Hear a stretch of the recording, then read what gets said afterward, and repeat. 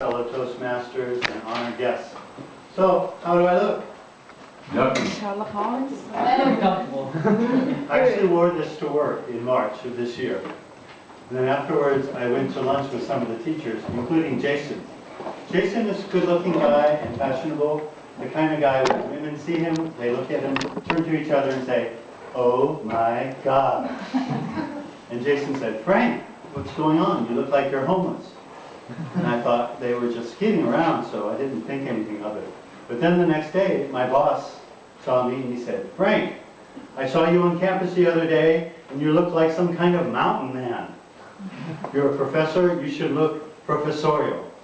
So the next day at lunch, I asked Jason for help and he agreed to be my fashion coach. The first thing we did was we talked about the philosophy of fashion. He said it's not just about clothes, it's how you feel about yourself. It's your apartment, you have to have a nice apartment, it has to be clean. You have to look in the mirror, you can't wear a backpack, etc., etc. A lot of things. And then we talked about the different looks. Like there's the t-shirt with accessory, dark jeans, and sneaker look. And then there's the nice trousers and beautiful shirt, expensive belt, and expensive shoes look. Then the next thing was that we actually went to implement. We went to Myeongdong. So I didn't think that we were going to go to one of the most expensive stores. I didn't know that I was going to become a Zara man. But there I was. And for the next 2 hours, there were sales girls and they were pulling at my clothes and adjusting things. And they were handing me things in the dressing room. And they were nodding their approval. I felt like a flame with admiring moths that were all around me. I felt a little bit like Julia Roberts in the movie Pretty Woman, except she's a prostitute and I'm an English teacher in Korea. Maybe not that different after all. And then it was done, and the new me. But then I had to pay.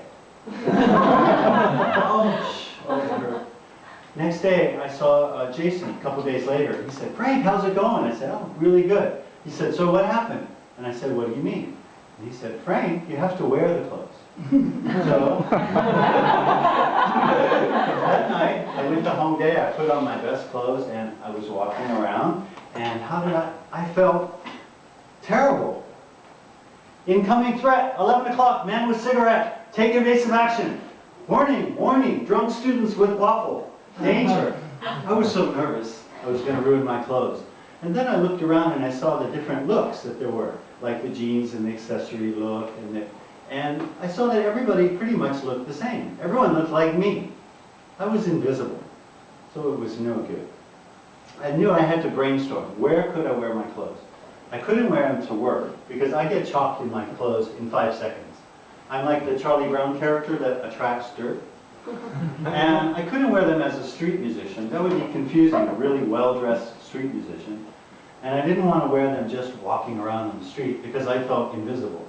I needed somewhere special. And then it hit me. Toastmasters. Perfect place. So the first day I wore my new clothes to Toastmasters, people saw me and said, "Oh my God, Frank! What happened to you?" It's kind of like the haircut tease when you get a haircut and everyone says, "Ah, you got a haircut." But I said, "Hey, I'm giving a speech." And they accepted it. The new me. Then I went to a jam session where any musician can get up on stage. And I got up there and I was playing my saxophone. And I wasn't the best jazz musician, but I was the best dressed jazz musician. And I looked out at the audience. And there I saw it. There were some women, and they were looking at me with that kind of Jason look in their eyes. And they said it so I could see it, like, yes, I did it. It's the new me. But really, who is me? This ego that we have, it's so important, but it's so changeable. And it's moving around all the time. Actually, it's the small me. But I think that it's just like the clothes that we wear. You can put them on and you can take them off. And I thought about the different identities that I have in life, like teacher and professor, and like American and Wagyu, and like stranger and friend, and also like homeless guy and Moshi Soyo. And then I thought that this small self, these things are not real. It's just a shadow of who we are. It's not the real me. It's just like a fashion. And there must be something deeper, something bigger. And that's big me. And in reality, I am part of the universe. I am made up of the same stuff that makes up the universe. And I was created by the same forces that created the stars. So can I take off my small me? Can I go farther? Please don't. Take a boat? No, I can't, because I'm human and I have small mind. And we have small me. But we can try to remember now and then that we are part of something bigger. We are the big me. Please repeat after me. I am the universe. I am the universe. I am not small. I am not small. I am the universe. I am the universe. I am part of it all. I am part of it all. Small me is today's fashion.